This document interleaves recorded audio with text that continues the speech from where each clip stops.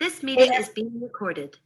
Hey, everybody, welcome back. I'm Emily Moyer. This is Project Kids episode number 28. Michael Wan is here with me, and we didn't do any of our little pre-show because I'm on a little bit of a hard out, so we're just getting started, and we'll have our, in this case, afternoon niceties here with you guys. Good afternoon, Michael. Monday afternoon. Monday afternoon. This is the first time we've ever done this like this. And so this is exciting. The fact that we're recording from the beginning. We've got Laura kind of hiding in the background. Hopefully she'll show her face. I saw her for just a moment. Laura is back in Austin already. I'm still in LA. My father is finally here at long last. He got here last night, came over. I finished my quarantine, right? Because he's immune compromised. So he's here. And you want to know something really strange that I would never have guessed? I had the best night of sleep last night that I've had in I think the last time I slept that many hours straight without waking up, it was because I had been up all night the prior night, right? So so I had the best night of sleep. I slept directly 8 or 9 hours, no waking up, dreams all night, weird. I like wacky dreams, right? It was good. Because your daddy was home. My daddy was home. That is why. Because you and your father, when's the last time you and your father slept under the same roof? Let's see. I think Laura moved in here in 2019, in the early 2019, and my dad spent the night here one night, while she was here. After she had moved in. So I'm guessing sometime in the summer of 2019. Okay. When's the last time just you and your father were under the same roof and there was no influence from another human being? 4 or 5 years. 4 or 5 years. All right. And also, I think that I was just thinking about this when I was in the shower, right? People have pointed out to me that the situation with my father might be causing some of my levels of stress and some of my levels of back pain and my inability to sleep. And I could feel that the last couple of months, when we knew it was really bad. But I think maybe it had been a factor for longer because I think there was part of me that thought that this day would never come where I got to hug my dad and have unrestricted access to him for a period of time and just get to sit with him on the couch and watch baseball and, all that kind of stuff. Right. So, yeah. So, and I apologize, I'm eating, but we're all doing what we got to do, right? We're all doing what we got to do. This is how it is these days. Okay. It is so endearing for me to hear someone feel the way you feel about wanting a connection with your parent. Mm-hmm. And I just want to go on record and just let you know, that's a really kind of unique and special thing. And so I'm certain you're aware of it, but it's now on the record and Laura can keep note of that. So I think, it's a couple of things, right? So both my parents, I talk about, I talk about them in sort of different ways, right? My mom left when I was 6 and, so I was raised by my dad and she was not the parent that disappeared or anything like that. We saw her on the weekends. She paid child support. She came to all of our activities and our events, but my mom, is not a super emotionally available kind of person under the best of circumstances. And now she's in full blown Alzheimer's with almost no ability to communicate at all, which, in some ways has turned her into this sort of sweet little chipper thing. But my mom comes from a weird family. And then as my awareness of what's really happening in reality has increased, I have a better understanding of why it is she is so emotionally unavailable. And I think part of it is I'm not necessarily dealing with the same version of her every time, right? And then also just the level of compartmentalization her mind exists in makes it hard for her, I think, to even remember some of the really connecting experiences she ever has with someone. And so when you feel like you've had an experience with someone that was connective, and then the way they show up next time is kind of not only did you never have it, but they don't even know what you're talking about, right? Then that starts to create distance over time, like on a certain level, right? And then on the other part of it is like her parents were not very like warm or affectionate kind of people. They were kind people, right? But they were not warm and affectionate. So my mom does not have the ability to emote or to like, she doesn't give you like, her hugs are a little bit anxious and all of that kind of stuff, right? So it made it challenging, I think, for her to be a parent to small children, right? And so that relationship is different. My dad was obviously around all the time, and I spent like the bulk of my formative time, other than being at the gym and doing gymnastics, really with him. And I think we have kind of a unique relationship because he treated me very much like an adult early on. So I did everything with him. I didn't just do little kid stuff. I went to museums and, theater and opera and, to dinners with adults and things like that. So, we've had kind of our ongoing sort of commentary and analysis and back and forth, my whole life. And, I have challenges with my parents because I think like both of them, sort of didn't overcome some of their limitations in order to like be sometimes what their kids needed them to be. But on the other hand, I actually really like them both as people, right? Like I enjoy spending time with them. I enjoy conversations with them. And, we enjoy some of the same things, right? So, so I'm having a nice time with my daddy. And and also I think we're both at the place where like we can accept each other's shortcomings and differences and all that kind of stuff. And there's not a tug of war going on about it anymore. It's just like, this is who he is. This is who I am. Let's just enjoy each other for this period of time. And that's kind of nice. That sounds really nice. And your sister has a nice relationship with your father too, as well. Correct? Yeah. I mean, my sister, she's pretty, when we were kids, I think there was a little bit more connecting between my father and I. Like I did things my father understood, and my sister did like little girl things, which I didn't really do. And so I think that when she was little, that was a harder connection. But as she got older, she became interested in like a lot of the same stuff he's interested in, like academically and culturally. So they've always had a connection that way. And then my sister is just like much more like much more traditional or conventional of a human being in some ways than I am. And she's always been sort of more responsible and obedient and all of that kind of stuff, which makes it in some ways easier. And she has children, and my dad likes babies and that kind of, so that helps. But, they have a nice relationship. They're both very interested in Africa and very interested in certain other academic types of things. And, my sister and I had a nice relationship when we were kids, even though like she was younger than me and interested in different stuff.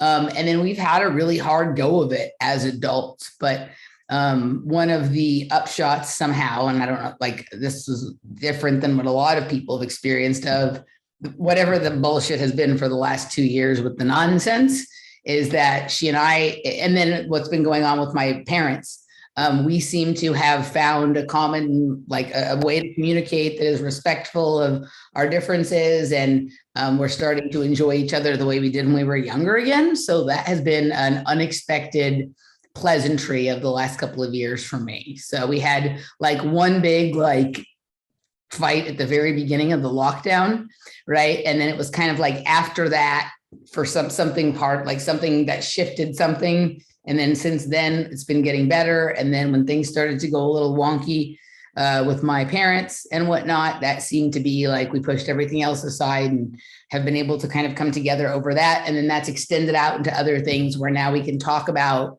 things that were really hard for us to talk about before because we see the world so differently, and it seems to be fine. Like she's allowed to think what she thinks and I'm allowed to think what I think. And shockingly, sometimes they're the same thing, which was a pleasant surprise. Yeah. Well, that sounds good. That sounds good. Me and my sister, we've had a nice week together too. Yeah. Me and my sister don't have an adversarial relationship, but it certainly hasn't been close. but I think I do enjoy her company a lot as an adult. And my sister, I think, is very similar to your sister in many like cultural and perspectives and political perspectives. And so yeah. Yeah. So, well, also the thing with your sister, with sisters that I kind of like is that thing we've talked about before in relationship challenges. Like I can sit with my sister in the same room and ignore her and it's totally fine. Like she can read her phone, right? Or do whatever she's doing. I can read whatever I'm reading. The kids are there. We're not talking, but we're sitting next to each other and it's fine. There's no expectation, right? Or we can chat or whatever. Like somehow your sibling got plenty of you as a child. And if you want to not talk for an hour, not only is it okay, it's appreciated. Well, I know me and my sister, we never talked when we were growing up. We definitely were not close. Okay, so then that's just that you're used to that. You're used to that. I'm pretty certain that when I was growing up, I did not have much attention from anyone in the family. That's so interesting because you're so like, I don't mean this in the like negative connotation, like, right? You're very good at capturing attention. Right. Well, I probably learned that, right?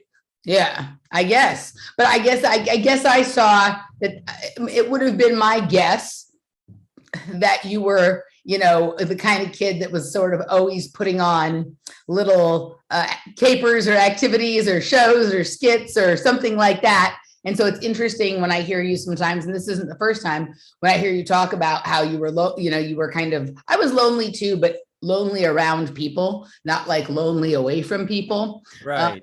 And you're so communicative and so like creative and sort of zany in the good ways that I guess I would have thought that you were just the kind of kid that was able to sort of captivate the room every time. Well, I think I always had lots of friends and I spent lots of times at friends' houses. I just didn't have a family life. And so it was, if I were to go and analyze the making of my own personality, I would say a lot of what you're describing, that's how personality is often formed, is like, our strategies as children for getting what we need. And so when you see someone, and I'm really introverted, I need a tremendous amount of time by myself, but I had to learn how to capture attention, I suppose. Yeah. Well, that's where we are now, right? Good job. Right. There's some kids like that you see that like, God, every fucking thing they do, their parents just think it's like the best thing ever. And like, that's annoying, right? Like that's like too far to the other side. Right. And then there's, when we think of parents not giving their kids enough attention, we generally think of parents who are either obsessed with work or maybe who have substance addiction or some other problem going on. We don't necessarily always just think of it in terms of like there being some sort of emotional barrier or something like that. That is the reason right. Why. But, I guess it's a weird thing. I'm really like, I have no idea what I would be like as a parent. Right. Like, I have no, I never wanted to have children. I like children. I don't hate children, but I've never felt that maternal pull. And so I wonder, like, when I look at my mom, it's surprising to me that she wanted children because I don't feel any sort of maternal instinct coming from her at all. Right. So it's surprising to me that she wanted children. And I'm wondering, like, what may have been happening with women at that period of time, right? Because your mom's probably about the same age as my mom, right? My mom was born in 42. My mom turns 80 next week. This week. My mom turns 80 this week. Okay, so my mom is 78, or she'll be 70, so it's about the same. It's pretty close, right? And I think Laura's mom was about the same, and Laura's mom has some interesting issue, personality and connection issues as well. She's passed on, but I just wonder if there was something sort of at that period of time that was going on, right, that made it sort of conflicting. I mean, that was the first generation where it was like the conflict over whether they should work or stay home. Right. Well, I mean, I know that my mother would have been, if I would put her in a label, or in a box, like she would be thought of as being very progressive at her time. And so, I know that was part of, her personality and her way of being, like when I was a child, at least. There's something else which just escaped my mind, which I wanted to bring up, but okay, I want to pass it back to you though. So I heard you talking about your mother. I listened to a little bit of the show you put up today about with the Zentangle couple.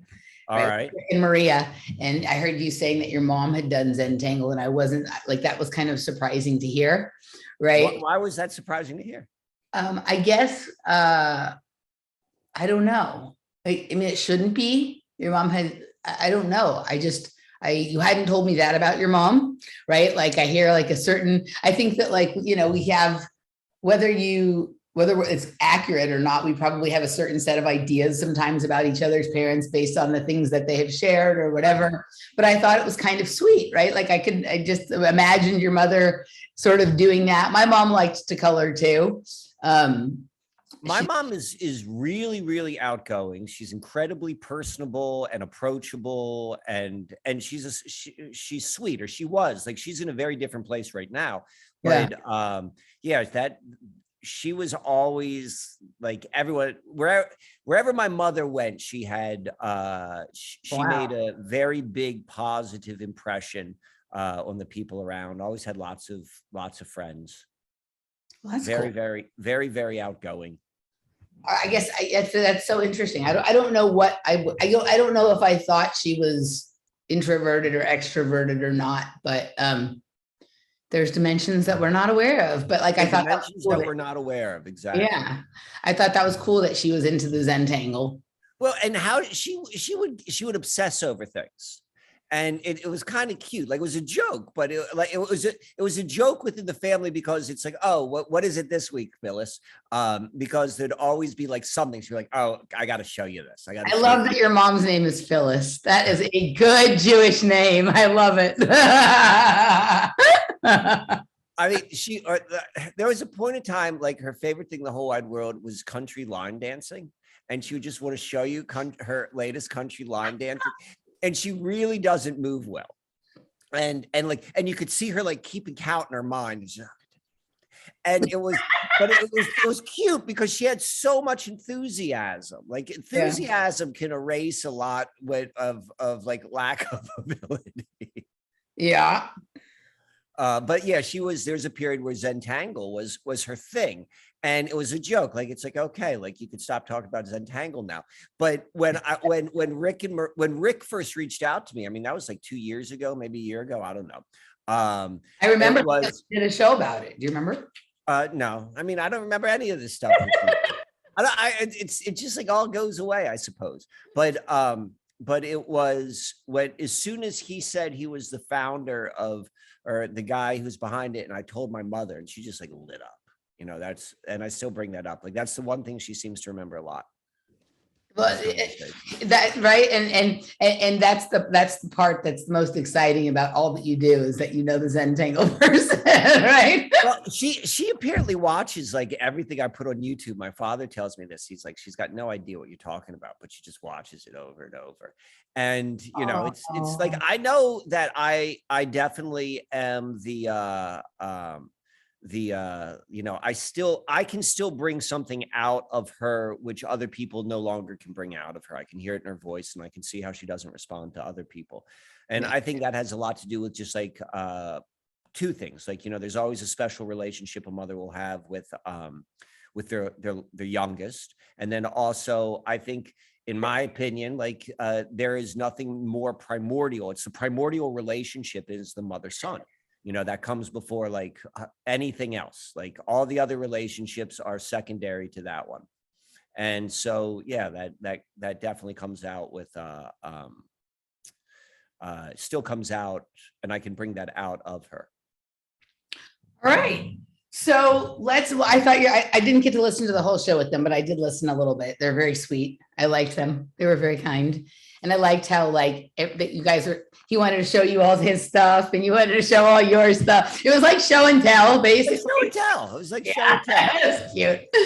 All right. So since we didn't do any pre-show, two things. We are going to have a little casual get together, right? So I thought we could iron it out right here. Perfect. Absolutely perfect. All right. So Michael's coming to Austin. He'll be there the weekend of the 25th. Right. Obviously, lots of people are aware Greg is having his get together in Austin, and Michael and I have been trying to have a hangout for ourselves, but also come up with some sort of casual event. And then it became, okay, well, like this is many birds with many unreal birds with one, with one shining crystal. So this is the question that I think to sort out still. Do we want to do it Saturday morning, the 25th, or Sunday morning, the 26th? Right. I don't know what would work better with people who are coming to town or whatnot. So I didn't know if we want to make that decision right here or there, or I'm going to put this show up tonight. We just want to let people respond for 24 hours and then we'll make our decision. What do we want to do?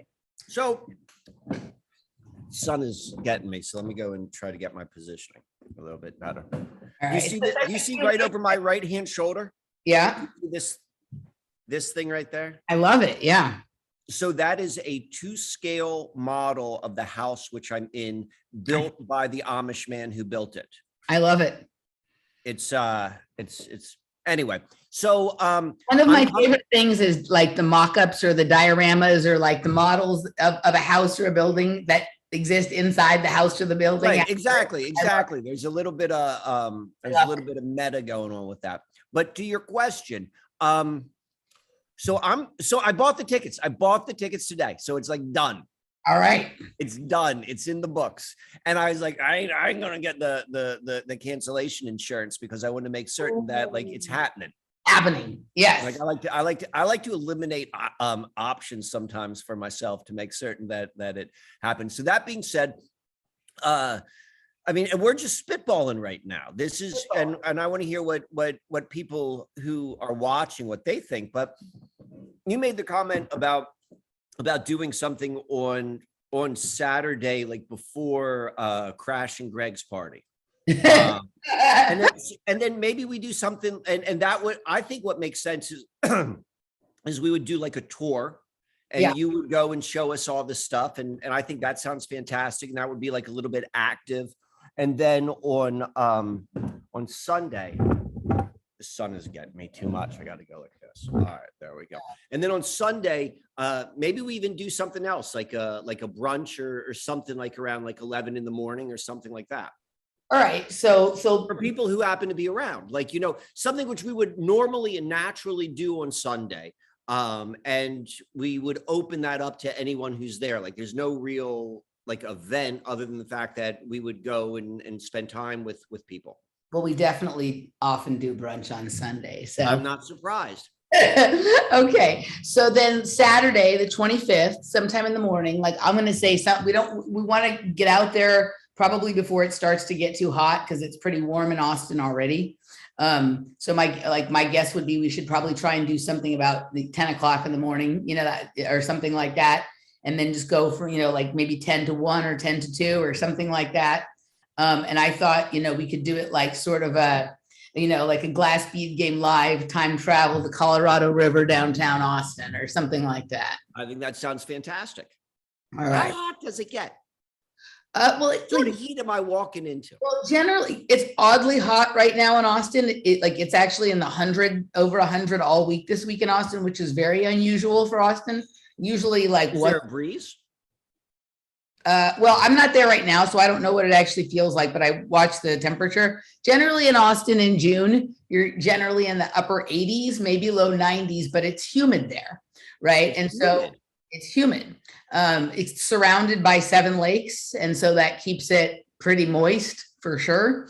So this will be a walking event and tours. So just keep that in mind for people. We'd love to have whoever wants to come, but there will be some activity for that on Saturday. And Sunday would be if we get together for a brunch, that would just be more, that would be sitting down somewhere air conditioned probably. But I don't. I'm excited. I don't mind. I'm happy to show up and see all of the different things which Austin has to offer in that 36 hours, which we're going to be with people. All right. So guys, that's what Laura has her hand up, and I'm going to let Laura ask the question because her question may be one that others have as well. Laura, go ahead. Well, I actually, it doesn't seem to be on to me.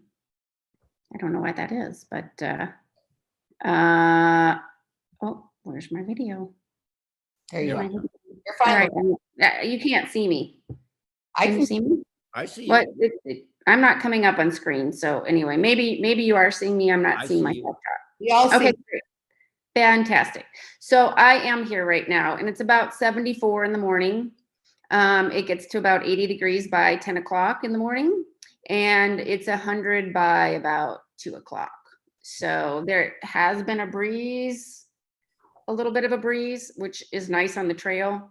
It's a little bit more cloudy in the morning, and then it gets bright sun in the afternoon. So just wanted to give y'all a heads up for that.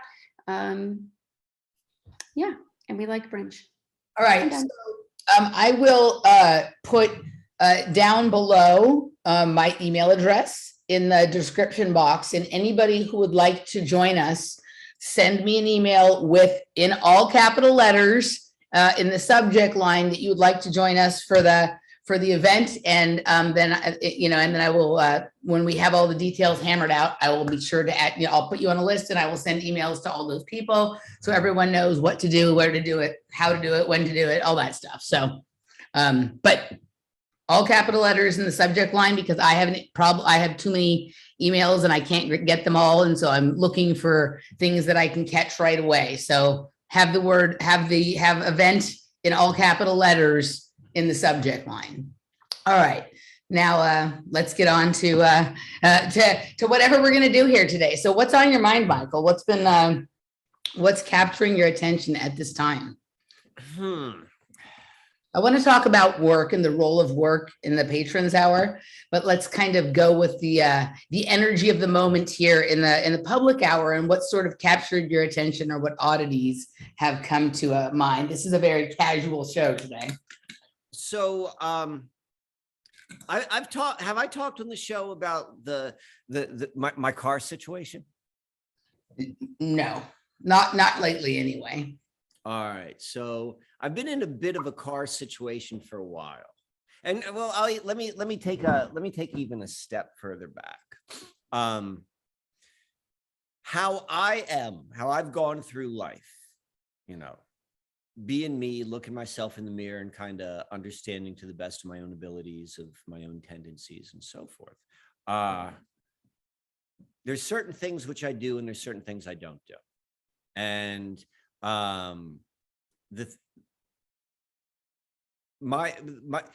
would say the ring in which I will live my life is a strangely shaped ring, like, a rink. Like, I'm imagining it like, that's what the things I do. And maybe to an outsider, it looks like there are, because there are a lot of things which I don't do, which is mainstream and normal. And I'm like, I'm going to go and do my own sort of thing. So it appears that there's a lot of willingness and openness to go and try the unexpected, or like the abnormal. But that's not exactly true. It's a lot of it is like, there's a lot of stuff I just don't want to do. And because I won't do that, for whatever reason, I won't do it.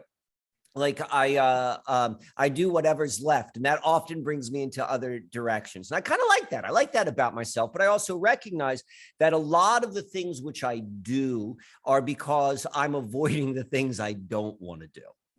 And so that being said, there's this thing with the car, and we've talked about this a lot on the show about, I have a relationship with the concept of home, which I don't necessarily think, if I were to go and listen to someone else talk about their relationship with home, the way which I experience it, I would say, like, that ain't exactly the healthiest thing. And so this idea, or where I am even right now in life, about like, I don't have a home anymore. Like, I don't have a home address, and all of these sort of things. And part of like, it's pushing me in this direction of, well, maybe that's, you know, at least for a period in time where you're going to go and know what it's like to be a nomad, to actually have no home. Because I know that's a very, very, you know, that's a way of life, which is strong within humanity. So, but I've got some real deep complexities with that. And so life has pushed me in this very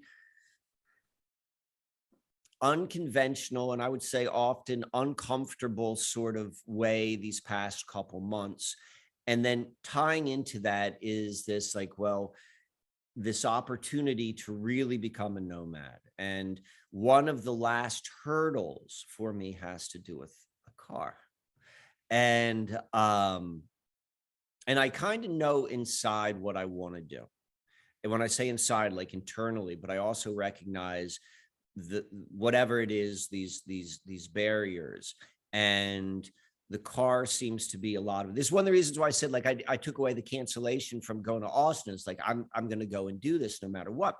And so the car which I have is just not a reliable car. It's a nearly a 20-year-old Saab with 200,000 miles.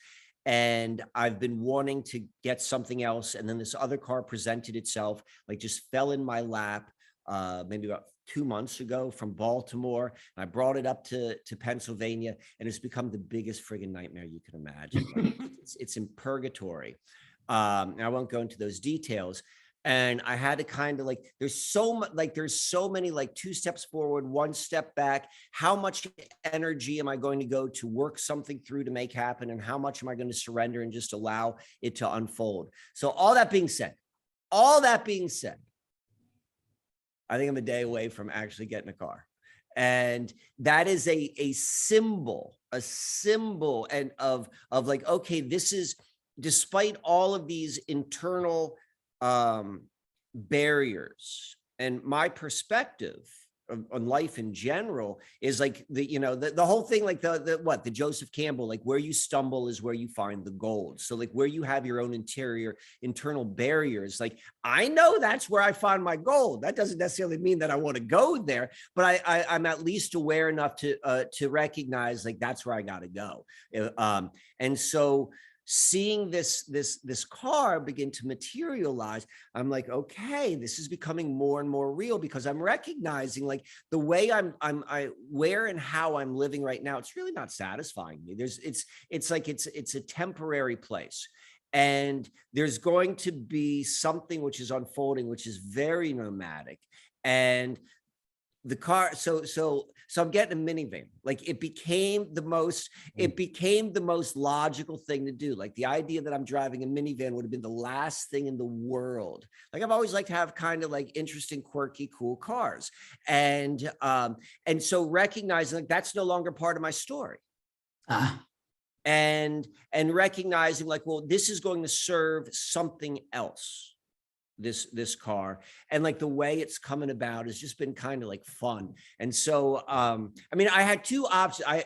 I 2 other like cars which could have been mine, which were fantastic, which I've been like, I would have really liked to have had that car. Like it would have scratched a certain itch, but it wouldn't have met what I'm going to need to do with the nomadic aspect and what I'm planning to do with this nomadic period in my life. So what I'm witnessing, and this kind of ties into like, we said a little bit about work, and then we're talking about what's top of mind. Like they're so integrated in my internal space right now. Like what am I going to do? How am I going to, because I'm not in a space which I'm comfortable like settling into, that I need to go and integrate all of these different sort of things. And so that's what I'm thinking about, like how the work and the lifestyle and it being all completely new are coming together, and watching it unfold, both in terms of like synchronicity and challenge, and like, how am I meeting it? And then recognizing like, different attributes about myself, which I used to think didn't serve me, but do serve me, and vice versa. So that's what's been going on in my mind. All right, cool. So we're going to definitely talk about that, like really dig into sort of what we think the role of work should be in the second part. But I think this is a great sort of lead into it. So I have a couple of questions based on that, what you said. And the first one is, well, first I have a comment. It makes me laugh that you even consider buying insurance for trips. Like, I would be surprised, like it would shock me to think that you participate in the insurance system at all. I've never bought it. I've never bought that. Okay. So how long have we talked about going to Austin? Me coming to Austin? Long time. Yeah. Okay. How many times have I come? This is going to be the first time. So 0. I've come 0, and we've talked about it many times. So I know patterns within myself. Yeah. And so what I had was outs. Yeah. And so I've never bought insurance for a trip. I don't own insurance, but I knew, and I'm like looking at it. I'm like, I'm looking at like the screen, and I'm like, am I gonna push the buy button? Am I gonna push it? Am I gonna push it? And then like they pop up. They're like, $40, you could cancel your trip. And I'm like, well, what if something happens? Like, I have an out. Like, the insurance was just a symbol of an out. And that was that little, like, that voice in my head, which is like, hey, just give yourself an out. Like, here's an out. You never know what's going to happen. And so I'm like, I ain't going to do, like, I clicked it. I clicked yes. And for then 1 minute. no. And then I was like, what are you talking about? You're not going to do that. So I clicked no again. So, but like, that was the process. Like, I had to go through that. Like, I had to, if I didn't at least entertain that possibility, I know how I work. If I did not entertain that possibility, like, that would be in the back of my mind. I entertained it so then I could take it away. But at least I know, like, I exercise that right to then say, like, I don't want to do that, that this is definitely, this seems to me to just be a symbol of like, all of these things are like steps of like, of which I'm breaking down whatever barrier I've held on myself in the past. The only time I ever buy insurance on trips is when you go internationally. They offer like the kind of insurance that also, like, if you were to have, like, had to go to the doctor while you were there and stuff like that, right?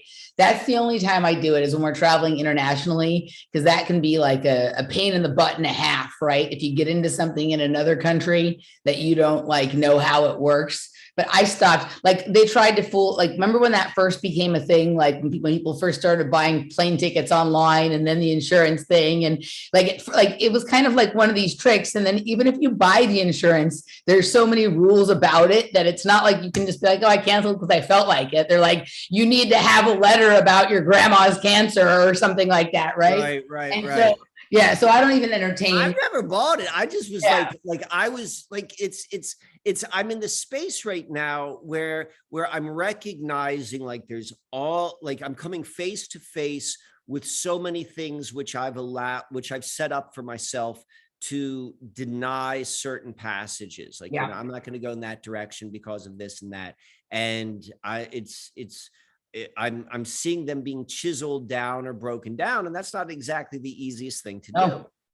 Okay, next question is, so this is the car you're getting is not the car that you've been working on for a couple of days. No. Okay. I don't even, and I'm not even certain what I'm going to do with that. It's at a garage in Pennsylvania, and I really like the guy who owns the garage, and I don't think he's going to be able to do anything with it, but I've given him the right of first refusal to do something. If not, this is the best thing. I got the best. Can I tell you this detail of the car story? All right. So Lancaster is home of something called the Mannheim Auto Auction, which is the largest auto auction east of the Mississippi. So what that means is the overwhelming majority of used cars, which are sold on used car lots east of the Mississippi, come through Mannheim. All right, like, it's a thing. And so if you live here, if you live in the area, like, everybody kind of like knows a guy. And the guy is able to go and purchase from the auto auction. Usually, And when you purchase right there, you're getting like really good wholesale pricing. And then he could still get like a nice little, he'll have his normal margin markup, but then everything like it works out well. That being said, I'm not really much of a car guy. Like, I mean, in every sense of the word, and even less over the past 15 years.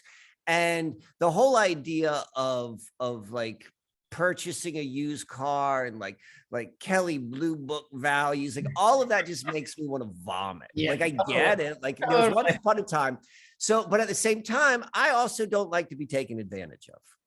So I meet this guy like maybe 2 months ago, and he comes down to when I was in Baltimore, and he purchased a piece of art from me.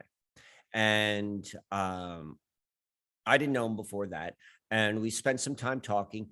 And it turns out that this guy is the general manager of a Maserati dealership. Nice. Wow, you're getting a Maserati, Michael. No, I'm not getting but he's an insider of the car game. So it's like, I'm talking to my guy who's like telling me all this stuff from the auction. Like he's like VIN number and blah, blah, blah, blah, blah, blah. And I'm like, I don't want to know what this means. So I just cut and paste. And then I put it in the text and send it to my Maserati guy. I'm like, this is what I'm being told. Tell me what I should respond back to. And he's like, okay, this is what it's worth. This is what you should look for. So now it's like, I don't even have to like do anything. So that's like worked itself out so beautifully for me. And then I needed to get some money to purchase this car. And it like every single thing in this whole car episode has been, as I said, 2 steps forward, 1 step back. I think that this is going to work out, and then it doesn't, and then I take all these sort of things. And then the last part of it had to do with the money. Like I was going to go and have some money wired to me, and you know what's the big deal, or said to me from my sister, and then like it just wouldn't go through. And it made no sense. Neither one of us could understand. We're like, why is this having a problem? And there was this kind of like sense inside, because I told you the whole experience is like, part of me is like, I don't even want to have to deal with any of it. But I recognize like this is part of like what I'm going to go and navigate through to go through this particular, like, you know, challenge or stage or whatever you want to say. And so that had been passed through today. Like everything just kind of like today was the day it all went down. It all passed through. So that's where I am. So, all right. So is the plan, well, congratulations. And so is the plan with the minivan to make it like a sleeper, like a thing where you're able, like a kind of, you're going to convert it into something that you can like sleep in or use for multiple things? Is that what the plan is with the minivan? That's what I'm imagining. To the full extent, I'm not certain yet. Okay. But I recognize. I didn't think it was to go find yourself like some kids who want to play soccer and become a soccer mom. No, Okay. Not at all. But there's a real, like I'm seeing, like I'm seeing the story kind of unfold before me, and I'm going to catch up to it. So it's like, well, apparently the minivan's the way it's going to be. And the minivan just made sense because of practical reasons, both financially and all sorts of different things. So I'm like, this is going to be it. And what it becomes, the minivan, I will see. But my sense is it's kind of like what you're talking about. Like, at the very least, it's going to be outfitted for when I travel. I have a lot. I've been preparing to travel my entire life. I'm a bag man. I love making bags, and I love to pack, and I love to think about like the most efficient things to have. And I'm thinking now about like, how would it all be stored efficiently and effectively in this van? How am I going to go and use it? What am I even going to go and do? And so that's all coming together at the same time. I'm in the process of I'm beginning to manufacture starboards. Yeah. And so I'm going to have all of those. That's going to be part of it as well. So have you ever, and you know, like what I just kind of got the idea of, have you ever thought about going like on the festival circuit, right? Like the transformational, or like sort of like like the festival circuit that has sort of been born from people who like maybe like what sort of Burning Man has given birth to on a more level, right? Because a lot of those people who make jewelry or art or do readings or even who participate in like the construction of stages at those things, they kind of just move around from place to place in their van or with their troupe, and they go and they set up whatever their wares are sort of outside of the back of their van, and they sort of do that, and then there's sort of a culture around that, and it's like you're doing that on the weekends those are on, and then during the week in between you can travel and do other stuff, and some weeks there's nothing so you can venture out. But it's kind of, we know between people that I know and between people we know from the alternative media who participate in that, we know a good number of people who do those kinds of things. And so that might be something. You make cool stuff, but you don't necessarily, it's not like you're like Michael the wire wrap man or Michael the crystal. So I thought about that. Like that makes a lot of sense. I've spent my entire life being on the outskirts of whatever scene I'm in. Yeah. And I like that. That's like my comfort zone. Like I can go and see in something and I go in and out. I'm by being a member of no group, I'm a member of all groups. Right. And so my sense is that that quality which I bring will translate, because I'm not a typical festival person. I'm not a typical this. Like there's something else which I know which I bring. But my sense is it's going to be closer to that than my previous lifestyles. Yeah. And I'm a 50-year-old man, like, and I'm kind of soft, it's like, I've got a very high standard in which I like to live. Like, I'm a nomad, but I'm still living in $1 million properties, it's there was a movie which from the 70s called The King of the Gypsies. And I watched that when I found out about Johnny Wan being the king of the gypsies. And the tagline of that movie was, you don't have to be a millionaire to live like a millionaire. And that was what like the grandfather taught the son and all this sort of stuff. And like, in a funny way, like I bring that quality, like, I'm going to find a really, really interesting sort of lifestyle, or it's going to find me, but I'm not exactly certain what it's going to be, but I think it's going to be closer to what you're saying. And definitely I plan to probably learn a lot from already, it's your net worth is your network. And so from the people whom we know, like I anticipate like that will probably introduce to me a lot of other people, ideas and lifestyles that, I'm unaware of right now. Yeah, no, absolutely. You know what? There's another guy who says, you don't have to be a millionaire to live like a millionaire. And his name is Simon Leviev. Have you seen the Netflix documentary called The Tinder Swindler? No. Right. So this guy's something else. I'm not saying that you're like this guy, right? But there's a couple of ways for that to happen, right? You can either be an interesting enough person, right, that you're kind of like quirky and people like to have you around because you always have an interesting story and you're interested in neat things and whatever. And so, there's that route, which is kind of what you are, or there's this route, right, of the con man, which also allows one to live like a millionaire without being a millionaire, right? The Tinder Swindler movie, we talked about it on Conspiracy Cocktail, and I think I talked about it in a couple of other shows, but it is kind of like fascinating, right? Like there's this very best exercise of that, what you just said, right? Of like, I want to live a nomadic life. I want to move around. I want to have interesting experiences. I want to go where the day takes. I want to say that I want to be on the record. I don't know if that's what I want. All I know is that's what's going to happen. And so I can very easily surrender to what life is bringing me, because the other stuff is not like, I'm not making that happen, and I'm not going to. So it's like the option, like the only other options are going to present themselves. And what I saw happen to me in Baltimore and what I saw happen to me here in Nome Countryside, and really what I've seen happen to me throughout my entire life is like life supports me. And so I'm very, that requires a tremendous amount of trust and faith and all this other sort of stuff. And, that's kind of what that's what is bringing me in this direction. So, But okay. you're absolutely right. It's very close to a shadow side of just what you're talking about.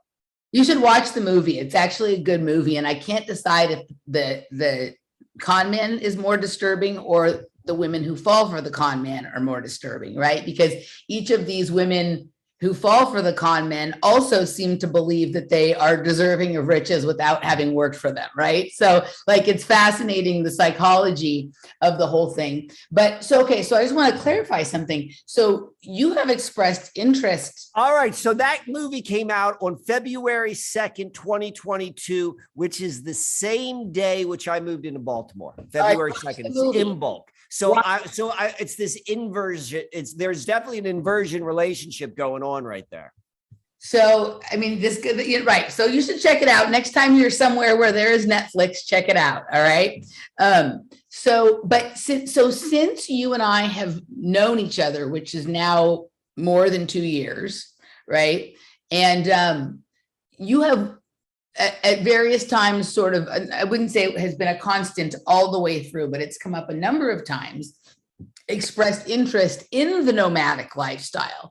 So I assumed that that was something that you sort of liked the idea of or wanted, but you just said you don't know if it's something you like or want. So I'm curious as to what it is you actually like or want, and what it is that you're unwilling to do to have that, as opposed to this nomadic lifestyle, which I was kind of, we've talked about becoming a carny, right? Or like joining the circus. And that seemed to be something you like. But what is this other thing that either you think you like, or if it's not what you like, what would just be more comfortable, but that you're not going to have because you're unwilling to do? All right. So we're is this a public show, or is this just for our special friends? This part's public, but we can move over into the private part for this part if you want. Yeah. All right. So this is going to be, because I'm happy to answer that question. I don't know how Well, I'll tell you why I'm asking, right? I think we are all, any one of us who's been doing the kind of work that you and I have certainly been doing over the last 2 years, but really for many, many years prior to that. I think we're all at this, we've come to the point where we're only facing ourselves, and we have to ask and answer this question. Right. I agree completely. And so what I'm describing, I think for myself, is going to be a universal truth in the fact of like me meeting myself, but it's unique to me because this is Mike's stuff. So, okay. So I gave that little pause because I'll go and open up into a little bit more into my inner world. So, all right, so let's do this. Let's move over into the Patreon segment. If you guys want to join us, you can go to patreon.com/offplanetmedia, projectkids.locals.com, or rockfin.com/Emily Moyer, and you will find the rest over there. And I also want to let people know that I did something that we haven't done before, but I was feeling good after my vacation and feeling good. Just, I got myself some daddy time. And I did a promo code for the Project Kids Locals page. So people, that promo code will be down below, and everybody can go over there and join us over there for a month if they haven't ever joined us and want to check out the Playing the Glass Bead Game episodes and the Project Kids episodes. So that is there. That's down below. You guys can go take advantage of that. All of the recent episodes of the Glass Bead Game are there. Some of the ones from, more than 3 or 4 months back are missing because of the great Vimeo deletion caper. Those episodes will eventually be restored, but that's what we have going on right now. So everything that you need is down below. If you would, as well, my email address for the people who would like to join us in Austin for Glass Bead Game Live. And anything you want the people to know before we leave the public segment, Michael? Probably want to go and see hour number 2 if you want to get a story. All right, guys, you can find us over there, and you can find us in Austin on June 25th. We'll see you there.